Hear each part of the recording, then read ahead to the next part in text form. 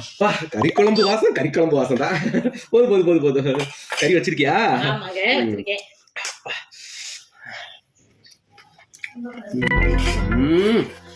முழுசா ஒரு கறியை மெல்ல முடியுதா? அப்பவே போய் பல்லுல மாட்டிக்குது. நல்லா தானங்க வெந்திருந்துச்சு. நல்லா தான் பிச்சா வெந்திருக்கு. நல்ல ஆட்டு கறியா இருக்கு.